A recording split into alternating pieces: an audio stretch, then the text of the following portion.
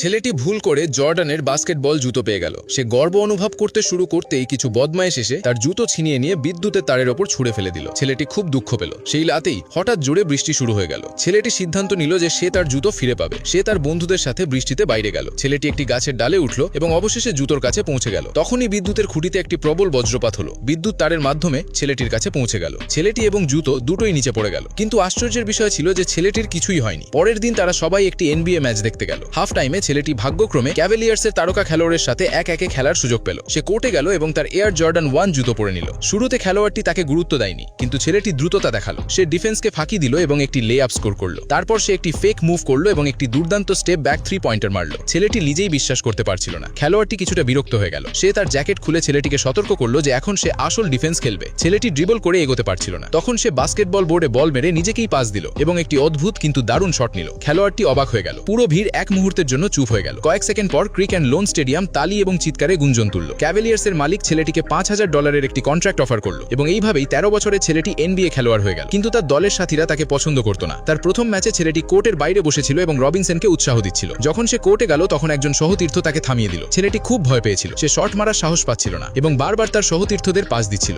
দলকে time out নিতে হলো। তখন জানা গেল যে সে জাদুকরি এয়ার জর্ডান জুতো পরেনি। তারপর সে জুতো বদলালো এবং সে জুতো পরার সাথে সাথেই বাস্কেটবল দেবতার মতো শক্তি পেয়ে গেল। সে বাতাসে লাফ দিল, 360 ডিগ্রি ঘুরলো এবং লে আপ স্কোর করলো। শেষে ছেলেটি অ্যাডমিরাল রবিনসনকেও পোস্টারাইজ করে দিল। ক্যাভেলিয়ার্স যারা লিগে সবচেয়ে নিচে ছিল তারা শক্তিশালী স্পার্সকে হারিয়ে দিল। সে তার দ্বিতীয় ম্যাচেই হিরো হয়ে গেল। ছেলেটি তার আদর্শ খেলোয়াড়কে দেখলো। সে সাহস করে তার কাছে অটোগ্রাফ চাইতে গেল, কিন্তু তাকে না করে দেওয়া হলো। তারপর ছেলেটি অ্যালেন আইভারসনের সিগনেচার মুভ করলো এবং একটি জোরালো স্ল্যাম ডাং দিল, যা দেখে আইভারসন অবাক হয়ে গেল। মিডিয়া ছেলেটির খবর দেখাতে শুরু করলো। তারপর ছেলেটি ক্যাভেলিয়ার্সকে একের পর এক প্রতিপক্ষকে হারাতে সাহায্য করলো। এমনকি ডার্ক নোভিৎস্কিও তার ভক্ত হয়ে গেল।